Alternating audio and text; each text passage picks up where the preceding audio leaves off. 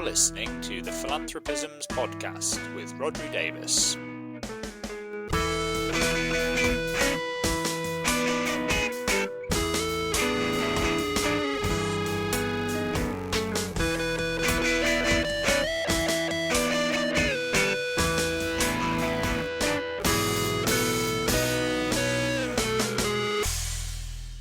Hello, you're listening to the Philanthropisms podcast.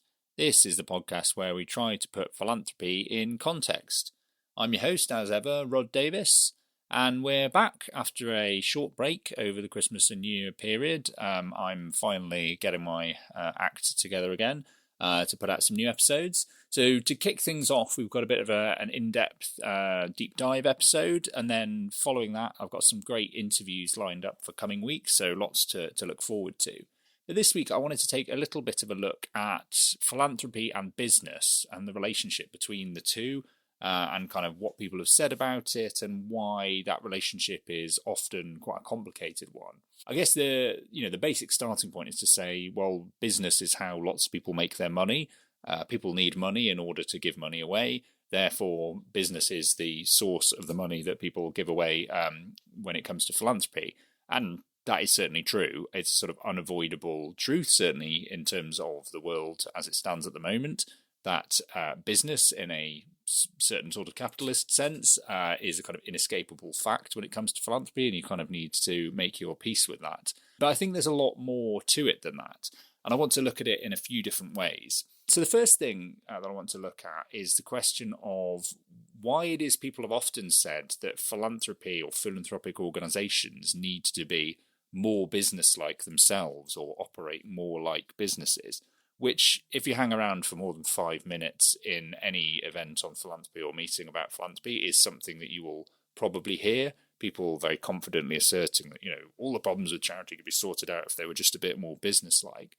But what does that actually mean? I mean, which businesses are we talking about here? Are we saying that charities need to be more like Apple? They need to be more like Tesco? That they need to be more like my local bakery? I mean, the idea that business represents some sort of homogenous sector itself is nonsensical. So actually, I think you kind of need to break it down into something more meaningful, be more specific about what kinds of businesses, what size, what scale, what sectors you're actually talking about. But even beyond that, what is it about businesses and the way they operate that is seen to be desirable and applicable to the work of charities? Presumably it's not that they're profit-seeking, because that is precisely the difference in definition, surely, between for-profit and not-for-profit entities. But is it something to do with the fact that they're more competitive, or that they're more supposedly streamlined or efficient? Or is it to do with the way in which they're structured? I think, you hear all of these things essentially being either stated or implied at various times, and, there's a kind of long history of this. One that you will hear coming up quite a lot when people start to talk about charities being business-like is the question of overheads or perceived overheads. So things that are not directly spending on the provision of the services or getting somehow directly down to the front line and being used for the charity's mission, but are merely things that are part of the kind of infrastructure for providing that service. So, that might be administrative costs, it might be office costs, it might be things like salaries for staff members, which, in a way, it's very odd to see that as an overhead, because surely having the staff to deliver a service is a sort of, fundamental core requisite of any organisation. But since people often have it in their heads that charities operate on a voluntary basis, people do get quite frustrated about the idea that there is, a certain amount being spent on the salaries of staff. And you will often hear, this kind of, what people in the non-profit sector would call the overhead myth, and what other people, from the outside might say is, kind of a more business-like focus on efficiency. And that's very far from a new thing. In the late 19th century, for instance, E.H. Bailey, who was an MP, I think, but also certainly a social critic, went on a sort of one-man crusade against the Royal National Lifeboat Institution, or the RNLI, criticising their leadership. Partly, I think, for their sort of perceived ineffectiveness, but also he criticised the amount of money they were getting paid particularly in relation to the amount of money that people actually going out on lifeboats have been paid. So, the idea that charities are wasteful and have huge overheads has a very long history, and that's often compared unfavourably with businesses. Again, I think that assumes that all businesses are extremely efficient and effective, which is obviously not true. I think those who argue that would say that, well, obviously the thing is that market forces mean that those businesses that are ineffective and have overly high overheads will be less effective and less able to compete, and the natural process of market selection will mean that they potentially go by the wayside or don't do as well, whereas those market forces are not present when it comes to the work of charities. So the argument goes you can get away with being that much more flabby and inefficient as an organisation. But actually, in terms of where this idea that charities need to be more business-like comes from, again, it's one that has a long history, and there's some interesting potential answers to that question. So one view in a book by Peter Shapley about charity in Victorian Manchester, he argues that actually it was essentially just a reflection of the fact that the middle classes were the driving force behind the huge growth in voluntary associations. And they basically had a bit of a lack of imagination when it came to how to run organisations or what it meant to be a good organisation. So they just brought over with them the mindset that they had from how they'd made their money in the first place. So he says, part of the reason for adopting a business ethos and appointing experts in key administrative positions may lie in the fact that voluntary charities were an expression of middle-class culture.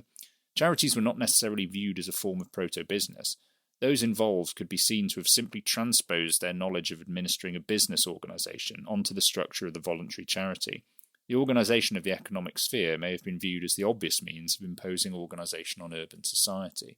And I think a similar thing can be seen in other areas. I mean, certainly in the US, there's a great quote from the sociologist Thorstein Veblen, basically kind of complaining about the fact that business principles and people from a business background are given so much more respect than anyone else. And he's talking particularly in the context of higher education institutions.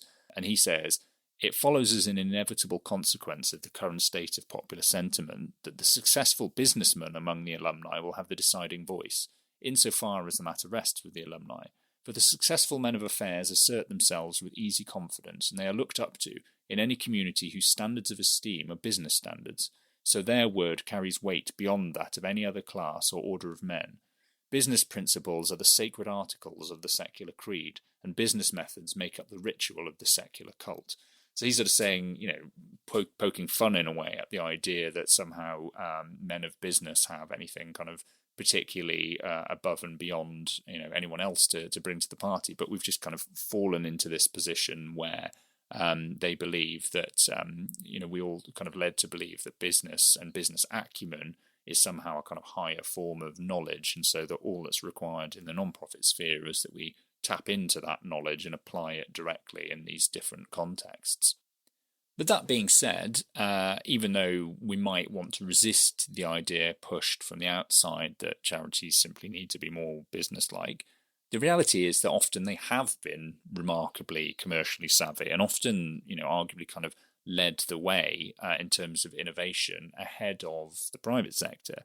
So certainly if you look at the Victorian era, some of the innovations in forms of kind of marketing and commerce were found first in the fundraising work of charities. So the Salvation Army is a particularly interesting one, big organisation founded by Major Colonel William Booth, who sort of led this army. It's an organisation that's essentially kind of muscular, proselytising Christian organisation, which modelled itself on the idea of an army, and there was a uniform, and people would go out and fundraise, and they would hold kind of marches through towns, putting forward their views on things like temperance and abstinence from alcohol and all this kind of thing, in the course of which they gained many members. They also made themselves unpopular with plenty of people.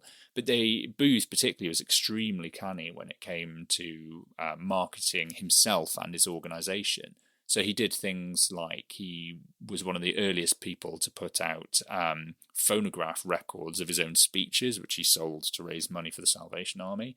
He endorsed various products, including things like car tyres. He was basically would put his name and his face to pretty much anything. But also, more interestingly, the army themselves produced products for sale that interestingly kind of combined the desire to raise money for the organisation, but also some of its underlying principles. So in particular, there was a campaign called In Darkest England, which was based on Booth's own book, where he'd written a book called In Darkest England and the Way Out, about what he saw as the ills of society at that time and a kind of prescription for what could be done. And this was particularly applied to the problem of match girls. So these were young women who worked in match factories, where at the time they were using a form of phosphorus in making matches, white phosphorus, which is a horribly poisonous substance. And it had the particular effect of basically kind of dissolving people's lower jaws and leading to the lower jaw becoming kind of have gaping holes in it and even being sort of eaten away. And it was a condition known as phossy jaw. And Booth and the Salvation Army came up with a new line of matches called Lights in Darkest England. So sort of combining, cleverly using the title of his very widely known book. And these were safety matches made without white phosphorus and in better working conditions, and they were marketed on that basis. So it's essentially an early form of kind of ethical consumer spending, where the Salvation Army was selling money to raise for its own mission, but it was also saying, look, you want to buy matches, you need matches to light candles in your home, but you can buy these ones, maybe for a little bit more than the cheapest ones, but safe in the knowledge that the women who are working in the factories we use are not subject to the same terrible working conditions, and are not susceptible to problems like phossy jaw. So it's a really kind of interesting example. And then lots of other organisations, well-known ones, have kind of used the language of business and commerce in terms of selling what they do charitably. So I came across this Christmas a great fundraising advert in a Christmas edition of the Times, where they often have pages of sort of charity appeals. But this one from 1925, I think, is for the Boy Scouts. And the headline on it says, "A profitable investment," and then it goes on to say, "is to send a Christmas gift to the Boy Scouts. To do so is a business proposition. The Boy Scout movement, being preventative, inevitably relieves pressure on all institutions of a curative character: hospitals, jails, reformatories, charitable institutions, and all kinds, etc. It demands support from all who desire the end of race animosity and bitter class hatred, inefficiency, selfishness, and ill will, which collectively are sowing the seeds of further wars." So in actual fact, thinking about that, this is during the war period. So I think this one is from 1942, possibly. But yeah, it's a really interesting attempt there, partly to take on the language of war, but as you can see from that, to kind of claim all sorts of preventative benefits and thereby appeal to people's, presumably their kind of rugged economic self-interest and rational market-driven kind of desire to maximise their own utility, rather than just tugging at their heartstrings. So very much kind of positioning the work that the Boy Scouts do, which looks on the face of it kind of the textbook example of straightforward voluntary provision and association, as something that is kind of hard-headed business, which I thought was fascinating. I'm just going to come on in a moment after a short break to take a look at a slightly different angle, which is, okay, we've looked at how we make charity or philanthropy more business-like. What about coming from the other direction and making business more philanthropic? So stay tuned for that. At meeting of industrial leaders in Washington, here's Julius Rosenwald. Most people are of the opinion that because a man has made a fortune, that his opinions on any subject are valuable. Don't be fooled by believing because a man is rich that he is necessarily smart. There is ample proof to the contrary. Okay, so as mentioned just before that short break, I want to turn now to the question of rather than making philanthropy more business-like, our focus should instead be on combining the two in a different way by making business more philanthropic. And I always think this one is really interesting from a historical perspective, because I think what you'll see, hopefully, is that the lesson we should take is the idea that there are any meaningful, firm dividing lines between philanthropy and business, and that we therefore need to kind of bridge that gap somehow by taking blended approaches. That in itself is a relatively new idea. And actually, the idea that we could divide the two is a relatively recent invention.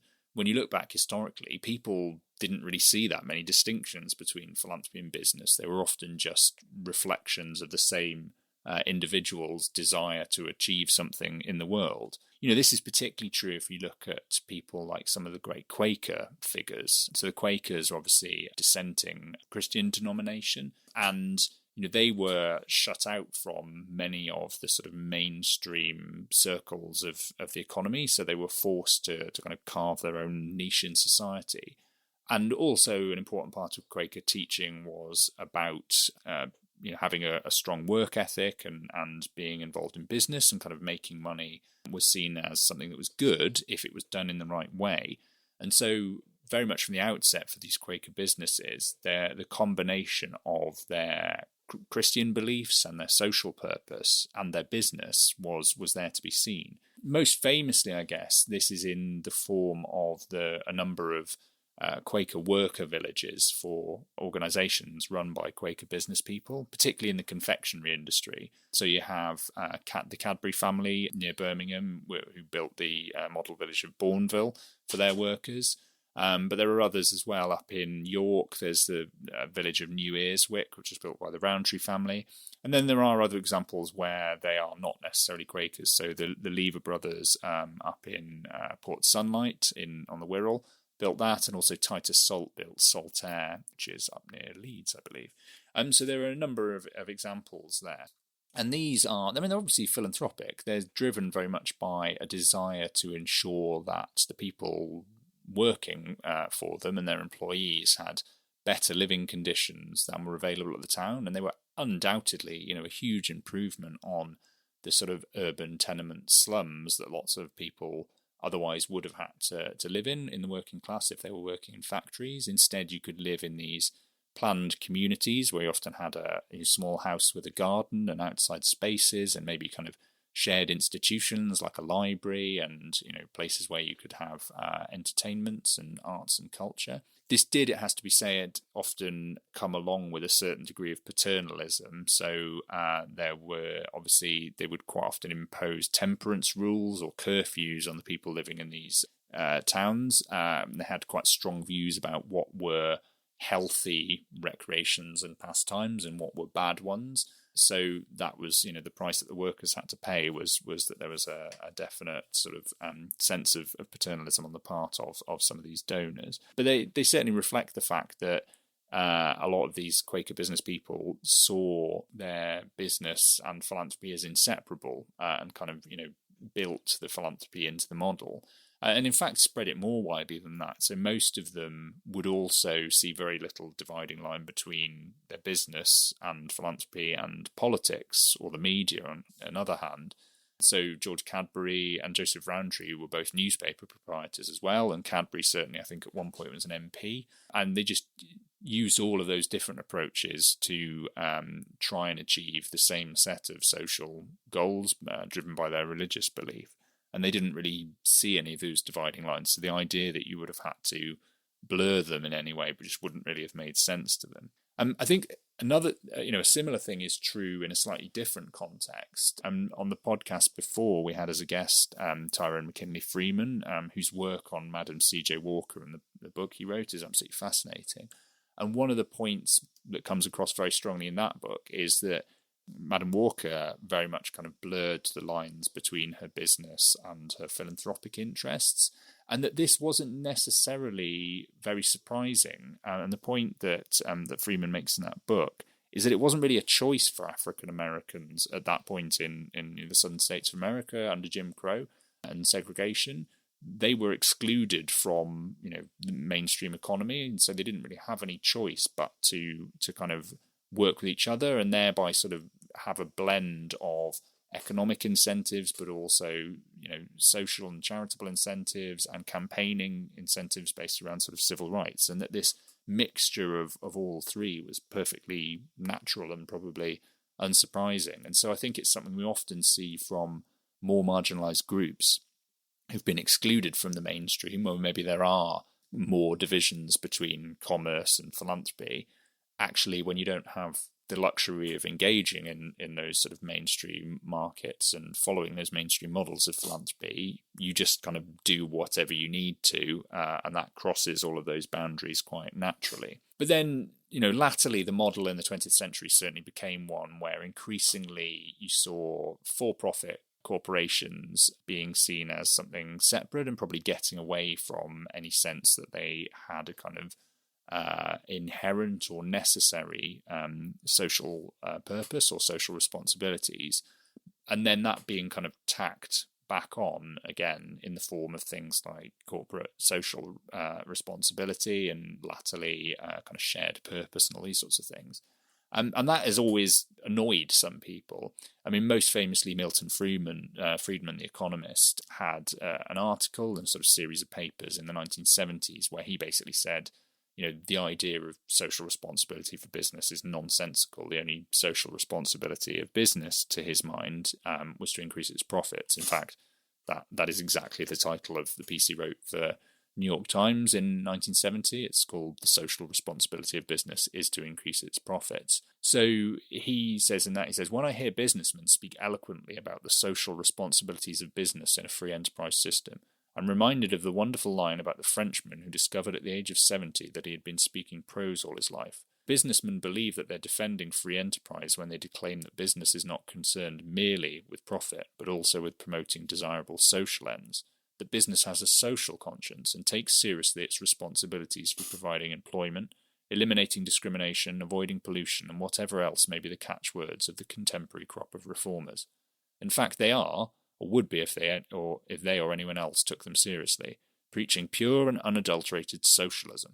Businessmen who talk this way are unwitting puppets of the intellectual forces that have been undermining the basis of a free society these past decades. So you want him to come off the fence and say what he thinks. But Friedman's very much at that point, and he did row back a bit on these views in later years, it has to be said. But at that point, he was very hard line on the view that the only responsibility of a for-profit business was to maximise profits, and that any social good would come naturally from that through economic empowerment and kind of trickle-down effects of generating further growth, and that the idea that businesses have any sort of separate social responsibility as entities is nonsense. And he argued that, particularly any money given away from a company to charity or for philanthropic purposes was essentially stolen from the pockets of shareholders.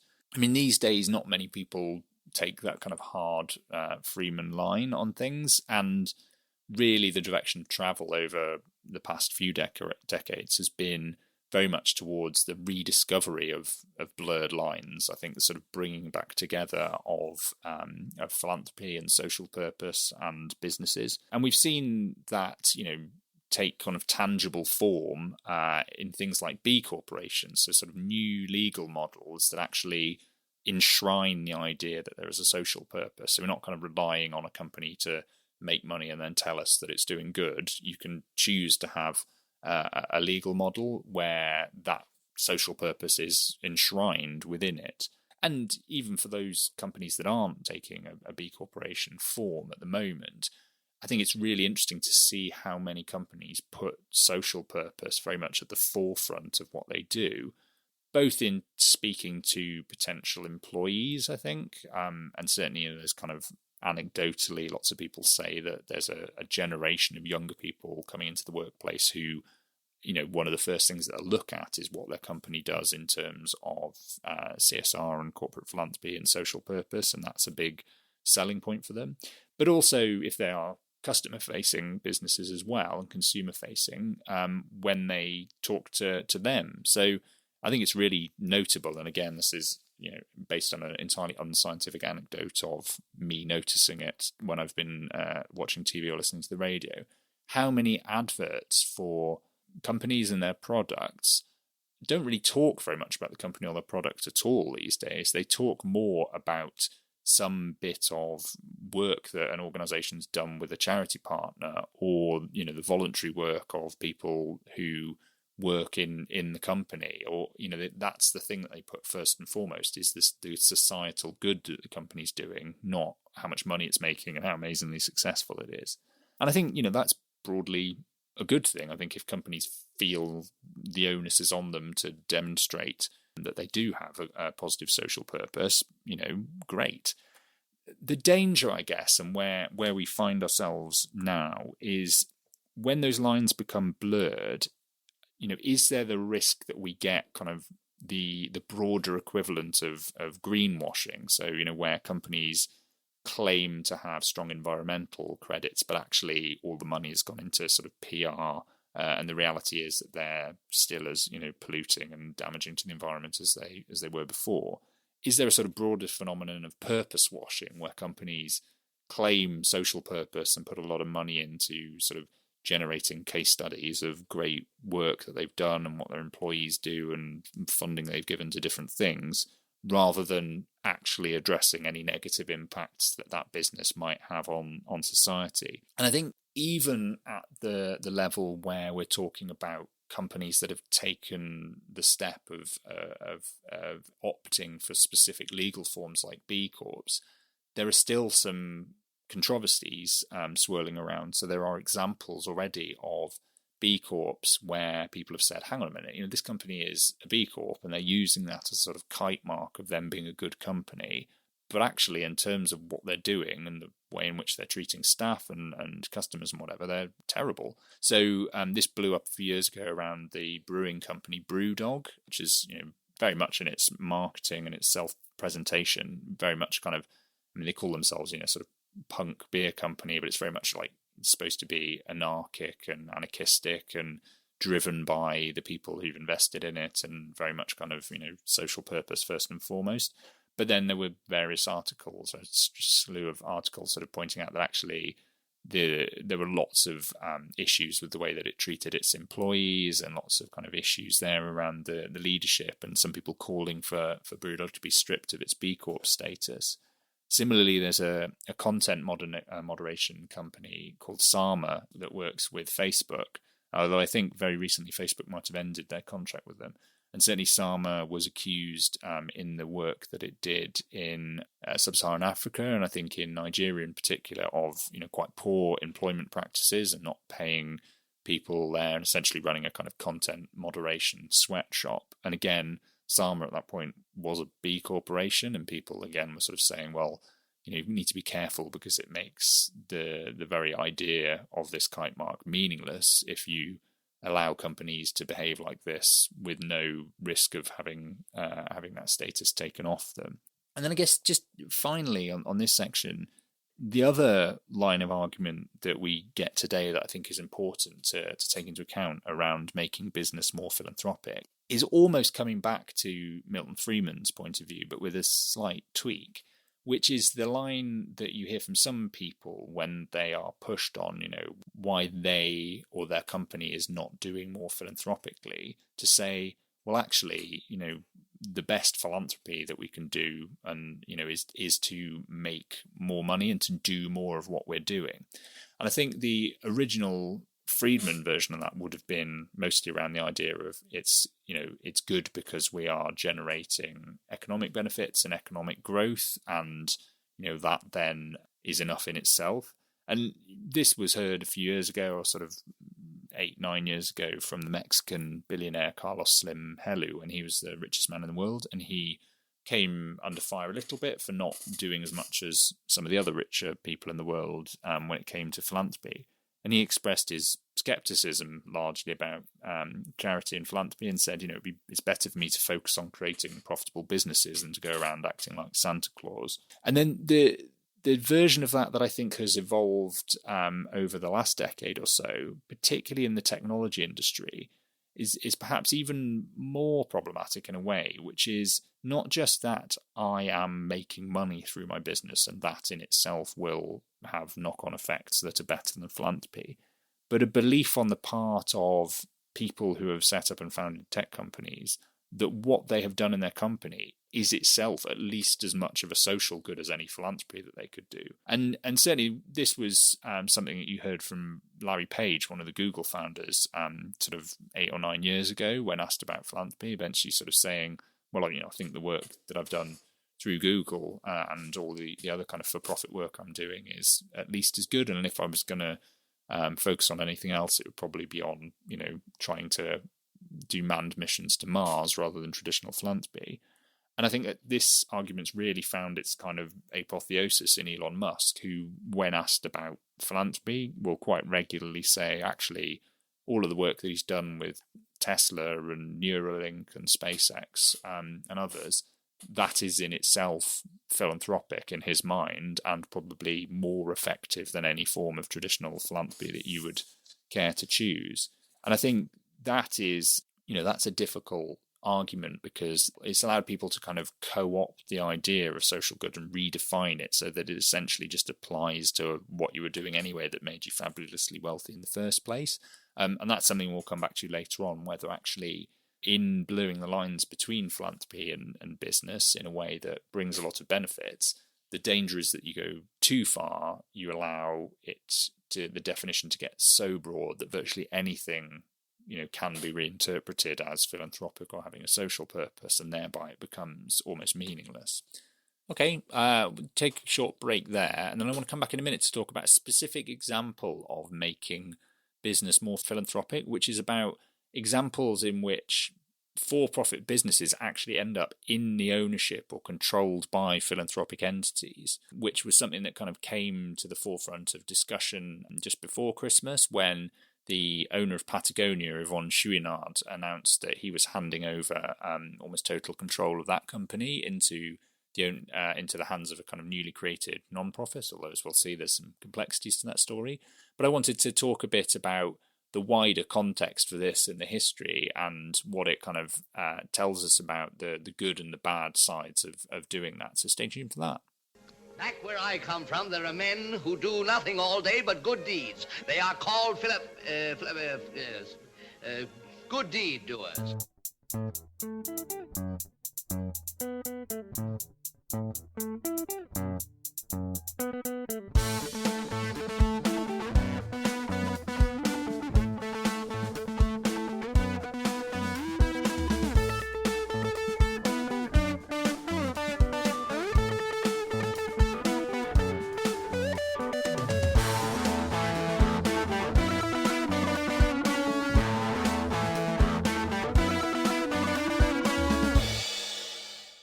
Okay, I just want to go on in this section to talk a bit about the idea of the philanthropic ownership of businesses themselves. So when you have examples where businesses are set up or transferred into the ownership of non-profit entities.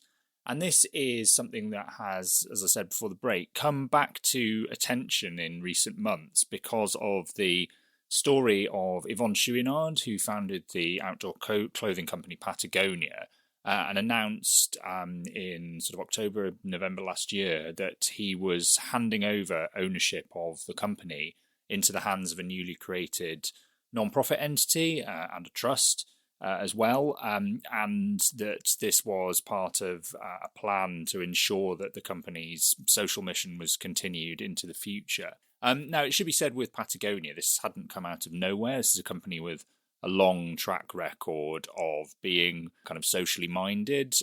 It was one of the earliest companies to adopt B Corporation status.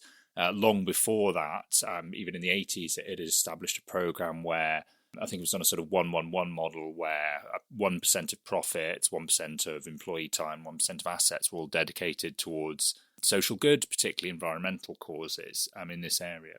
And in the Patagonia example got a lot of attention, I think, just from people being, surprised by the scale of it. And, broadly, I think it was a really positive story. I think the thing that subsequently some people kind of took issue with, myself included, was the sense from some of those people reporting it, and particularly the original New York Times article that reported the story, that this was somehow a kind of incredible, unprecedented move on the part of Patagonia, and that the idea of handing over a corporate entity into non-profit ownership was some sort of radical, unprecedented thing that had never been seen before in the world. Whereas actually the reality is, even today, if you look around the world, outside of the US certainly, and the UK to some extent, it's not that uncommon to see companies owned by non-profit entities. And that isn't just lots of sort of weird companies never heard of. It's actually some pretty big household names. So IKEA is owned by a non-profit foundation, Heineken, Carlsberg, Robert Bosch obviously makes sort of tools and things like that. There are other companies like Bertelsmann, the publishing company, Rolex, the watch company, as well as, it has to be said, quite a lot of banks in countries such as Italy and Denmark, where for historical reasons and whatever, non-profit ownership of banking organisations is relatively common. And then outside Europe, there are well-known companies like Tata and Sons, which for decades and decades has been owned by a non-profit trust. It is unusual in the UK. There are still a small number of examples. An interesting one, particularly that I came across last year, is the Robertson Trust, which owns Erdington, which is a brewing company or distillers, which owns brands such as the famous Grouse, the Macallan and Highland Park. But that was handed over into non-profit ownership back in the 1960s when three sisters inherited the company but decided, they were very sort of strongly socially minded people, and they handed it over into non-profit ownership at that point, and it has remained as such. And then actually, if you look historically in the UK, again, this was relatively common. So if you look at historical examples, the Wolfson Foundation for a long time was the majority shareholder in Great Universal Stores, and obviously was kind of set up with that money. The Rank Foundation was majority shareholder in Rank PLC. The Ganachie Trust, majority shareholder in Bell's Whiskey, and then Grove Charity was the majority shareholder in George Wimpey, which was a construction company. Now, it has to be said, all of those major shareholdings have been sold up over the years. Not necessarily, I think, because the laws changed to mandate it, but just because at some point a decision was taken to cash out. So it's less common now, but obviously kind of historically it was quite a big deal. But the history in the US is really interesting, because I think a lot of the comment on this naturally came from the US, and there the sense was, well, this is never something that's happened in the US, therefore it is unprecedented, because even if it's happened elsewhere, that's sort of irrelevant. But actually, even that betrayed a lack of understanding of the history of philanthropy in the US, where actually non-profit ownership of companies, and the other way around, non-profits being the majority shareholders in commercial ventures, was, if anything, the norm up until the 1960s, when, as we'll see in a moment, a deliberate attempt, a successful one, was made to limit that ability and introduce a new law which limited the ability of non-profit entities and private foundations to hold shares in individual companies. And it's that which has subsequently kind of held back this as a model. In fact, actually looking at that history, it was so commonplace that Ben Whitaker, who wrote a great book about foundations in the 1970s, he claimed that actually by 1964, he says, the investments of half the 50 largest foundations, including at least 9 of the 12 which are biggest of all, were overwhelmingly dominated by one donor stock. So, the biggest foundations in the US, the way in which they made and maintained their fortunes was to be the majority shareholders in the companies owned usually by the people who had set them up. And this led to growing criticism, I think, that this was not necessarily a purely altruistic or healthy relationship. So as far back as 1950, you've got President Harry S. Truman in a message to Congress saying that the exemption accorded charitable trust funds has become a cloak for speculative business ventures. And the same year, you've got the House of Representatives Ways and Means Committee saying that frequently families owning or controlling large businesses set up private trusts or foundations to keep control of the business in the family after death. And they proposed that no charitable deduction be allowed to a contributor if the contributor and related parties control the trust or foundation to which the contribution is made, and also control the business corporation whose stock is contributed. So this was essentially a problem that was known as self-dealing, where you as an individual, as a family, could set up a big charitable foundation, give over a large proportion of the stock of your company to that foundation, and thereby get, shield it from tax and get quite significant tax benefits. But if you controlled that foundation as well as the company, you were essentially able to still take all of the decisions that you need to maintain the strategic direction of the company. So you really weren't giving up anything in any sort of meaningful sense. And a long-running campaign against self-dealing and more broadly private foundations was led particularly by a man called Wright Patman, who was a Democrat senator, a sort of populist Democrat of a sort you don't necessarily see anymore. And actually, he was a notorious pro-segregationist and kind of avowed racist as well. I think he was a pretty deeply unpleasant man. But he had a huge impact on the philanthropy sector in the US because of this campaign that he led for reform of the tax treatment of foundations in particular. Interestingly, again, in Ben Whitaker's book, anecdotally, he claims there that Patman's dislike for foundations stemmed from the fact that as a child, his family's grocery store in Hartford, Connecticut, had been taken over by Hartford A&P Stores, which was owned by the Hartford Foundation. So his kind of hatred of the the relationship between corporate entities and non-profit entities and foundations apparently sort of stemmed from that childhood experience. Whether that's true or not, I don't know. But eventually, over a sort of decade or more, Patman's campaign was successful, and it eventually led to the introduction of the 1969 Tax Reform Act, which had a number of very significant rules affecting philanthropy. It particularly introduced things like limiting the tax relief that individuals can get for donations to their own foundations, introducing a payout rule on foundations. But most relevantly for this conversation, it also introduced a new rule that limited foundation ownership of company shares in an individual company to 20% of the overall shareholder. So for a long time, it just wasn't really possible to follow that model anymore. Now, interestingly, Patagonia seems to have bucked that trend, but it's not necessarily coming out of nowhere. In actual fact, much less heralded, but only a few years ago, in 2018, there was quite a significant change in the law as a result, as part of the Tax Cuts and Jobs Act introduced under former President Trump. And there was a new thing, there was an exemption made, which was actually called the Newman's Own exemption, named after the foundation linked to Newman's Own, which is the salad dressing and sauce company set up by Paul Newman. And for a long time, the inheritors of the family fortune there, who controlled the company, had been arguing that the rules that had been introduced that restricted foundation ownership of company shares were unfairly penalising them when their company was one that had been explicitly set up from the outset to have a social purpose. And they eventually successfully argued for an exemption, a carve-out. Now, the criteria on which that carve-out applies currently are set a pretty high bar. I think there's all sorts of rules about the nature of the relationship between the non-profit and the corporate entity, and trying to ensure that the corporate the corporate entity itself does have a social purpose and all these sorts of things. But even before the Patagonia example, actually there had been a softening of the rules that once again allowed the prospect of non-profit foundations being the majority or sole shareholders in companies. I think the Patagonia example brought this even more to the fore. It's a slightly different example for a technical reason, in that there isn't actually any ownership by a traditional foundation.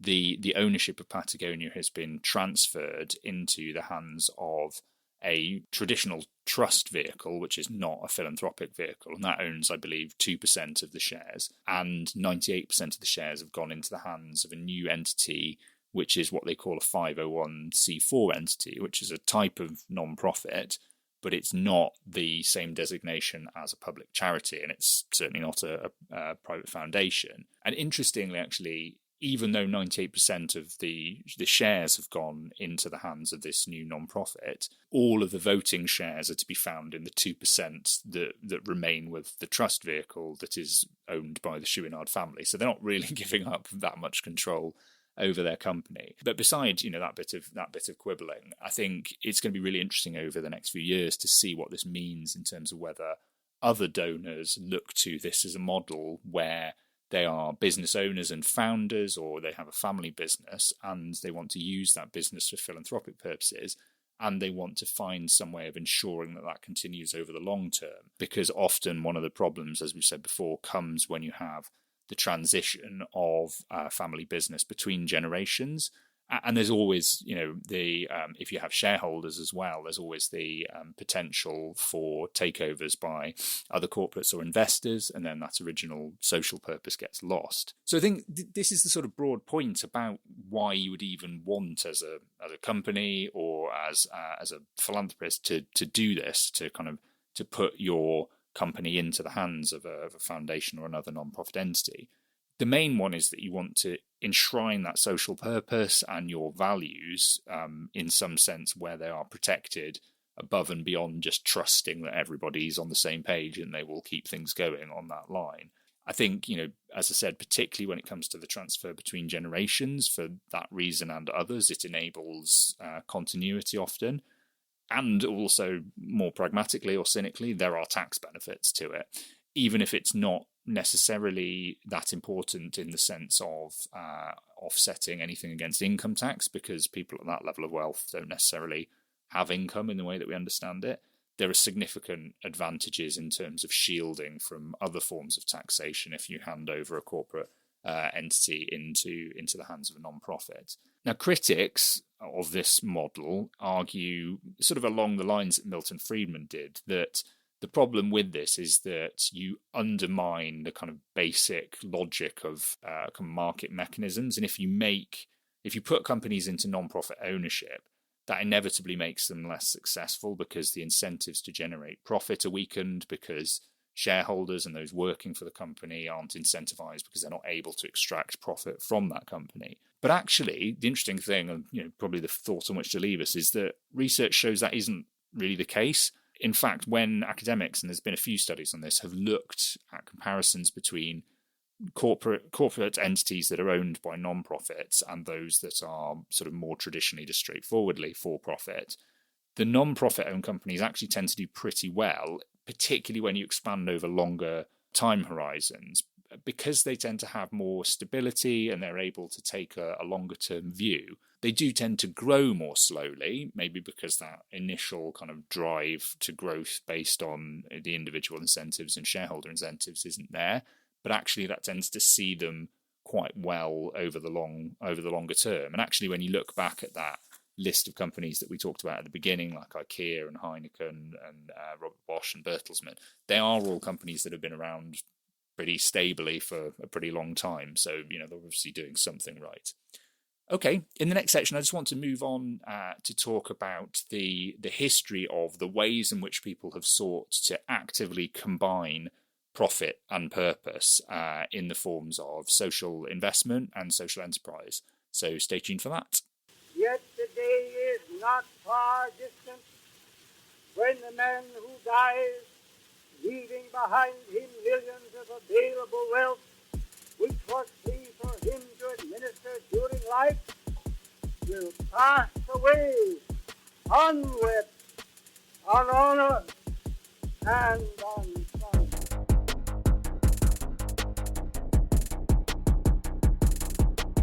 Man who dies thus rich, dies disgraced. Dies disgraced. Dies disgraced. Disgraced. Disgraced.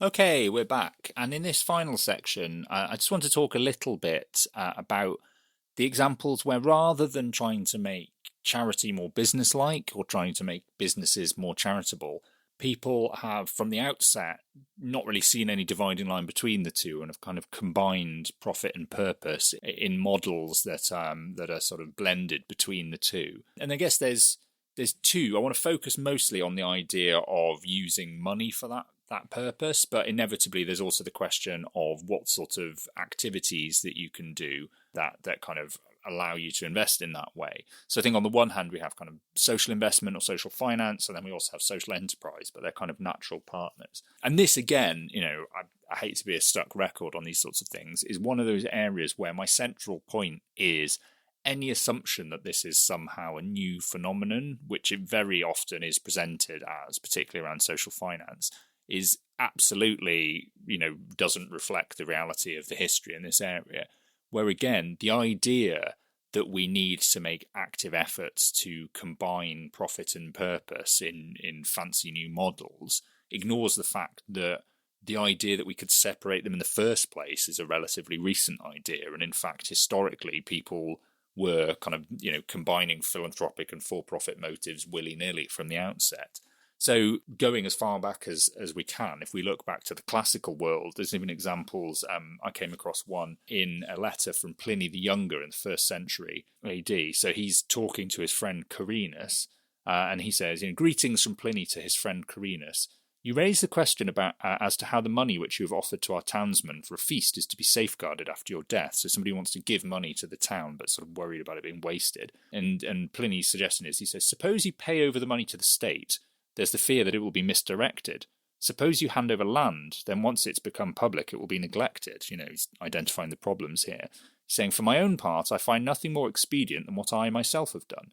For instead of the 500,000 sesterces which I'd promised for the maintenance of free-born boys and girls, I made over to the administrator of public lands a piece of land from my estate, which was worth considerably more, and then I took it back again, burdened with a ground rent, by which I was to pay 30,000 sesterces annually.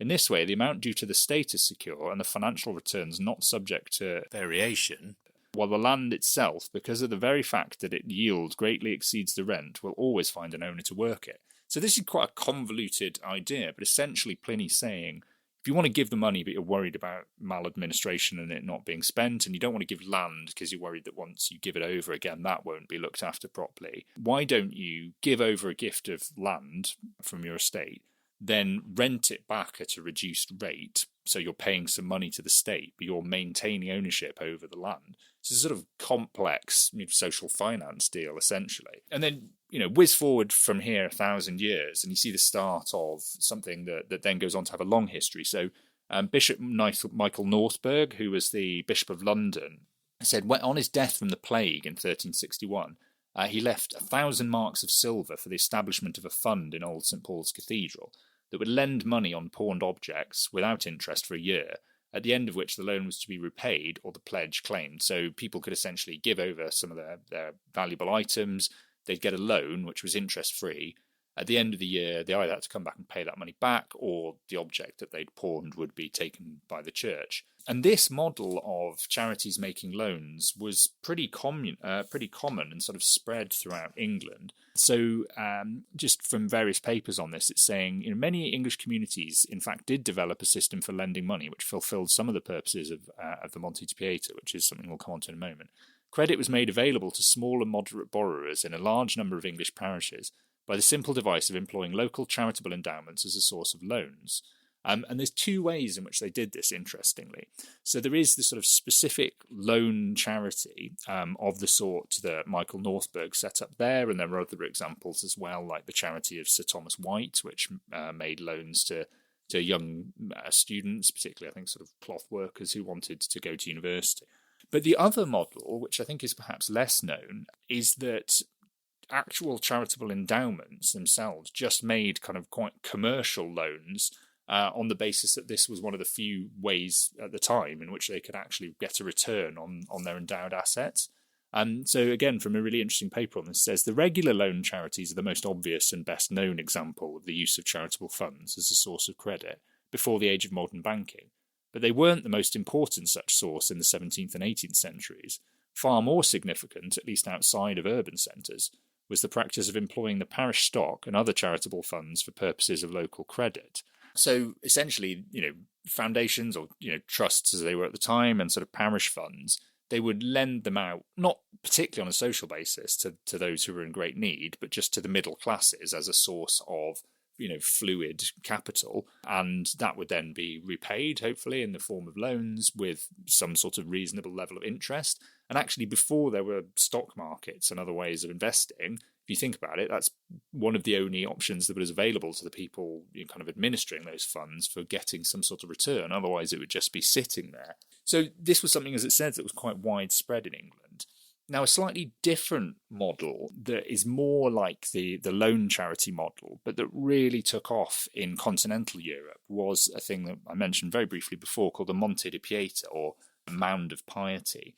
And this was an institution that was originally quite linked to the Catholic Church, and sort of emerged in Italy at the end of the Middle Ages. And the idea essentially was that you would have a fund set up that people would pay into. So it wasn't, a standalone endowment that was then making loans out. It was more sort of a mutual fund in that people would also have to contribute to the fund, but then it would make below market rate loans out on a sort of semi-social basis to people who otherwise wouldn't be able to access that loan capital. And this was, the reason this took off perhaps was despite ongoing concerns about the fact that the church had very serious strictures against usury, which was originally just making loans and then subsequently became more understood as making loans at unacceptably high rates of interest.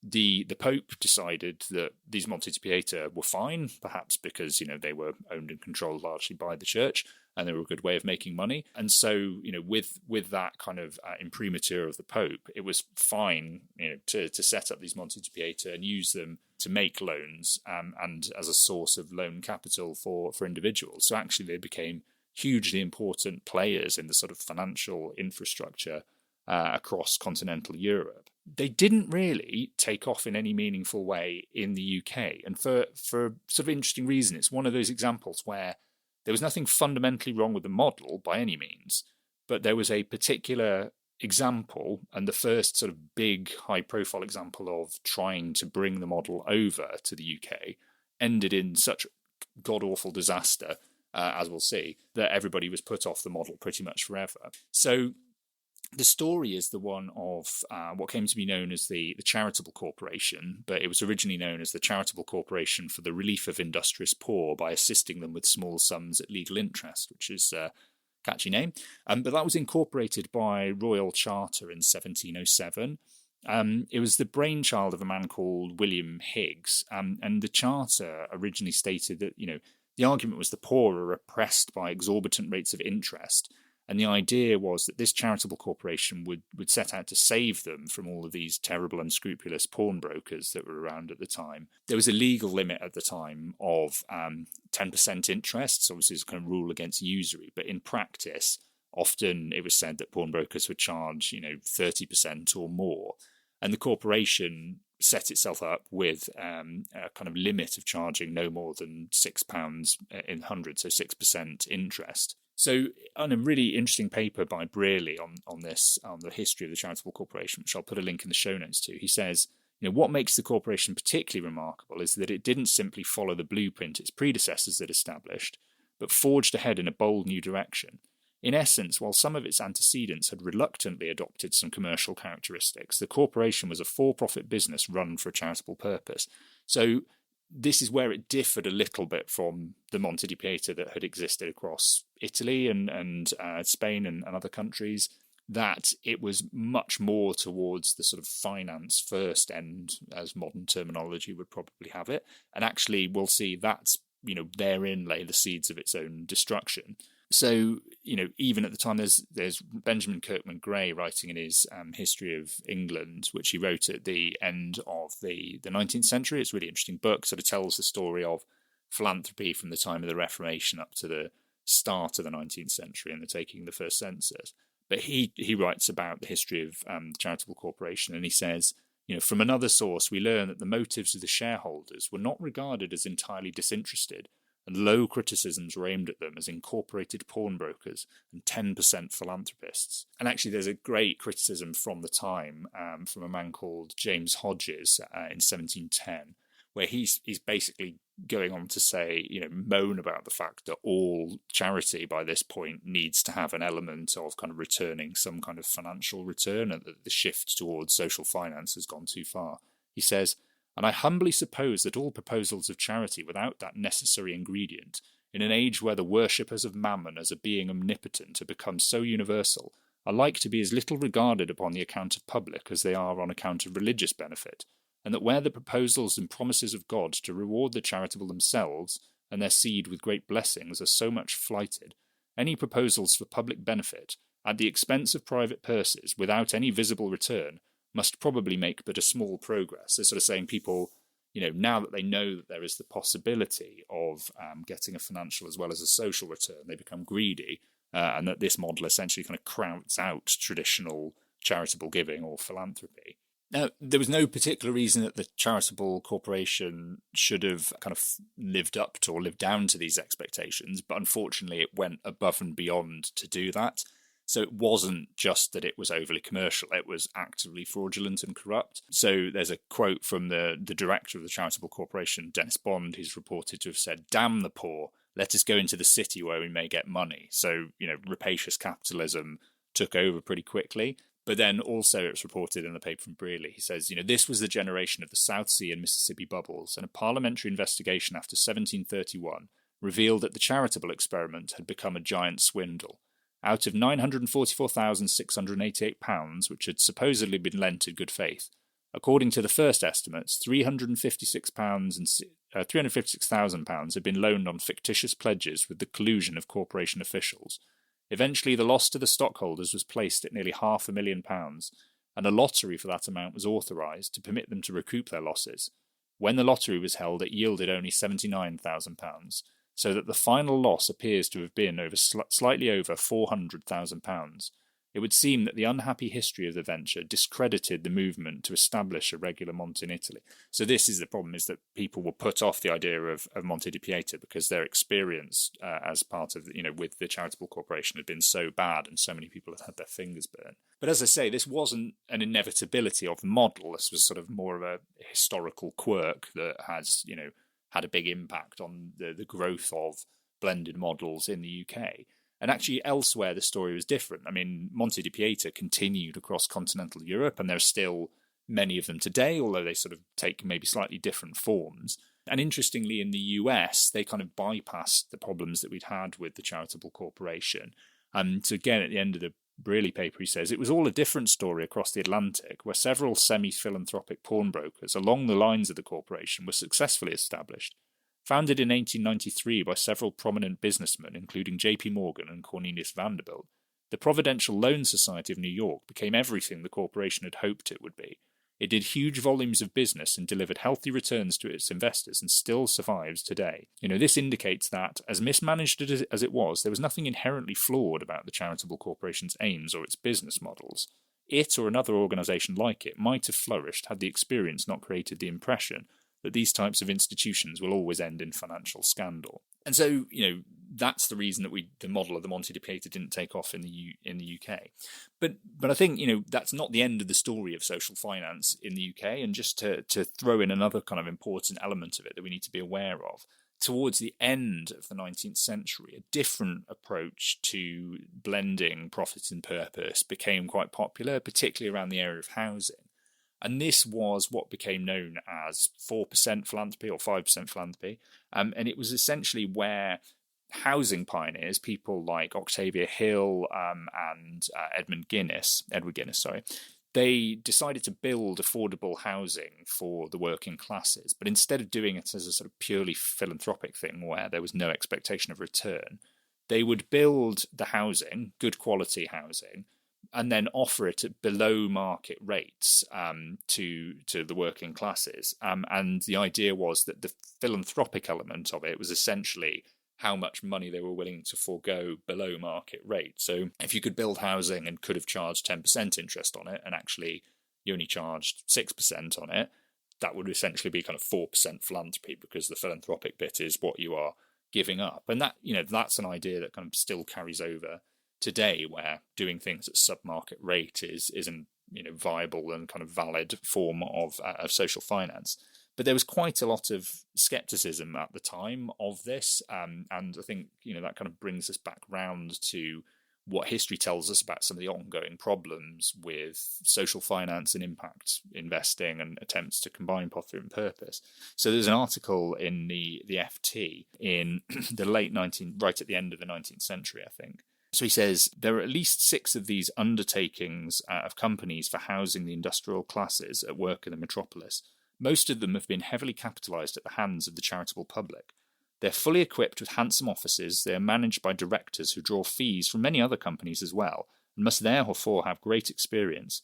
They pay good salaries to well-dressed staffs. The brass counters in the offices are kept as bright as ever. The smartly groomed young men behind them have the wherewithal to go to the Empire and the Pavilion, and the directors draw their fees with punctuality. So, this is essentially kind of scepticism that you can ever genuinely combine profit and purpose in these sorts of models, because inevitably profit wins out, because it's a sort of stronger driver of human behaviour, and that people end up becoming greedy, both at a sort of organisational level, so they start charging higher rates of interest or looking to get more return from their investments, or only making investments or offering loans to those with lower risk profiles, so the money doesn't really go to where the greatest need is, or that the percentage that ends up going towards paying salaries and funding the lifestyles of the people working in these organisations becomes too high, and you get the old sort of overhead criticism coming back in. And I think that's feels very relevant still for the current context, and some people's kind of discomfort with models such as impact investing. And that brief thought on the lessons that we can take from some of this history about efforts to combine profit and purpose and business and philanthropy today, I just want to try and pull things together in the final section with a couple of thoughts on what we might think as we look ahead to the future. Genius, billionaire, playboy, philanthropist. Genius, billionaire, playboy, philanthropist. Genius, billionaire, playboy, philanthropist. Genius, billionaire, playboy, philanthropist.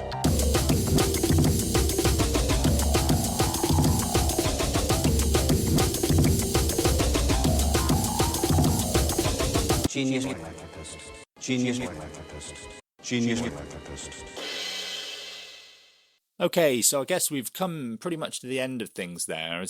As with these things, I've tried to tell a bit of a story. It's not necessarily a linear story, it's a thematic story, and I've tried to pick various different ways in which the relationship between philanthropy and business can be understood, and I've obviously kind of cherry-picked examples from different bits of history that I found interesting, that I think are relevant.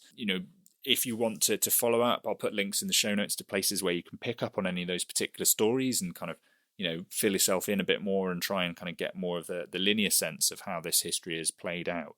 But I think in terms of what it means for current practices in philanthropy, I think there are a few things. I mean, the most basic one, as with so many things, is that I think it pays to understand that these things have happened before and they've been around before, and that, like most things in philanthropy, it's cyclical, and that very rarely do we have a kind of Whiggish version of history where everything has developed in a linear fashion up to a point and got better and better, and that's the kind of the inevitable march of progress.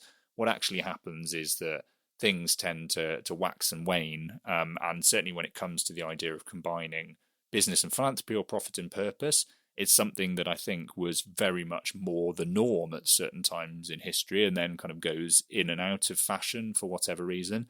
And we're currently at a point where I think we're slightly rediscovering that idea of blurring those lines. And that's good. But I think in doing so, the danger is that if people, get too carried away with the idea that this is unprecedented and that it's something we've never seen before, not only is that not actually true and does a disservice to the history, but we're potentially missing out on important lessons about, how to do things well and how not to do them, potentially.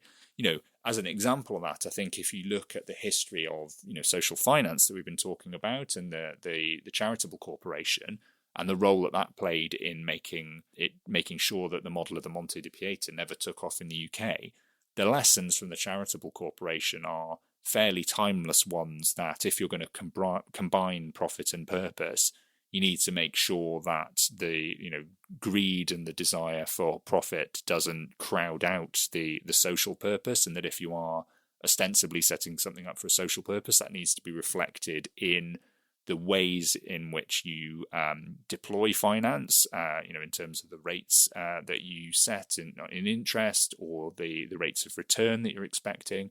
It needs to be reflected in terms of the sorts of people or organizations that you are seeking to offer that finance to. So if you want an overly high rate of return as a social finance organization, and that thereby means that either you ask too much of organizations that can't really afford it, or you end up just giving to organizations that are essentially in themselves commercial so that they can generate those kinds of returns, are you really, meeting the original goal of combining profit and purpose? And that seems to me a lesson that is as important for today's impact investing industry as it was back in the 18th century. And similarly, I think, the inward-looking lesson about the organizations themselves, that again concerns about the cost of deploying that finance and the cost in terms of, administration and overheads and salaries have often been overblown when applied to charities, but actually maybe there's more substance to them when they've been applied to organizations seeking to combine profit and purpose, because actually the difficulty is when you have those two motivations, sometimes that can be a little bit unbalanced. I think, there's also a lesson that there's a danger of the tail wagging the dog, and that if, again, you want to combine profit and purpose, but instead of your starting point being the purpose and then thinking about how you can add some element of generating a financial return into that so that it makes it more sustainable, or because that is something that genuinely meets the needs of the people or communities or organizations that you're deploying the money to, you instead start from the point of view of, I want to generate a return, but let's bolt on some sense of a social purpose. The danger is always that becomes a bit meaningless, or that it looks tokenistic. And as I say, there's kind of the tail ends up wagging the dog rather than the other way around. So I think there are all sorts of lessons there. And I think from other areas where we have considered on the podcast today, so the history of non-profit ownership of corporations, I think, again, in the wake of what's happened with Yvonne Chouinard and Patagonia, I think this is something where we will potentially see many more examples in coming years of business owners looking to transfer ownership of their businesses into the hands of private foundations and other kind of non-profit vehicles. And I think understanding the history of that and why it has taken off in some places and has continued to be a model, for instance, in continental Europe, and why it isn't so commonplace in the UK and for a long time was actively prohibited in the US. I think understanding that history is really important so that we don't make all of the same mistakes again. And I think just fundamentally, the point that I will leave you with is, as we move into a future where we're once again sort of discovering the idea that you can blur the lines between profit and purpose, and that you can have mixed models of social investment and impact investing, and you can have businesses that claim to have a social purpose at their very core. In a way, that's very healthy. It expands the landscape of options when it comes to doing good, and the tools that are available for consumers and for philanthropists when it comes to trying to achieve good in the world. I think the interesting question to me is, what in that context is the unique value still of giving money away without an expectation of a financial return? I think the danger is that often it ends up getting seen almost as an either or, and it's kind of, if you can find ways of combining profit and purpose, then that's better, and that the end result of all of this should be that everything is done on a social finance or a social enterprise basis.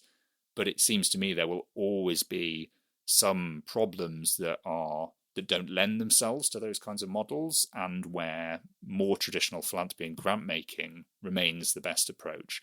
And also that there might be actual advantages to a more sort of seemingly altruistic model where there isn't an expectation of return, because there is something fundamentally alters the nature of the relationship between the giver and the recipient when there is an element of expectation of financial return and a commercial element as well. And what does that mean in terms of where it is appropriate to use one model rather than another? It's a good question, I think. It's not one to which I have an answer, but it keeps getting me up in the morning and working, so I'll continue thinking about it and see whether I can come up with any interesting thoughts for future episodes. Okay, well, there we are. We've managed to get to the end of that one. Potentially a little bit on the rambly side, but hopefully there's been some interesting stuff in there. As ever, I'll put links in the show notes to places where you can read some of the sources that I've referred to and kind of other interesting things on this topic. If you're interested more broadly in issues around philanthropy and civil society, do check out the website at www.whyphilanthropymatters.com, where you can find all the back episodes of this podcast as well. Do follow me on social media. I'm on Twitter at Rodri_H_Davis or at Philiteracy. I'm also on Mastodon, I'm sure you can find me, and LinkedIn and YouTube and various others, I'm sure. If you've got ideas for people that we could talk to on the podcast or topics that we could cover in future, do get in touch via the website. You can find all the contact details on there. Other than that, just like, subscribe, tell all your friends about it. If you know people that you think would be interested in the podcast, do share it with them. And I'll see you next time. Bye!